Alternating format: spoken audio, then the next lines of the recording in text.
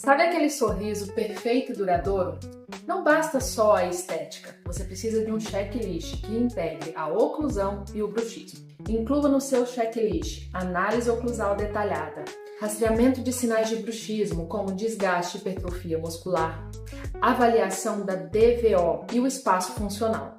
Com esse olhar integrado, você evita surpresas, garante longevidade do seu trabalho e a satisfação dos seus pacientes. O segredo? Resultados previsíveis.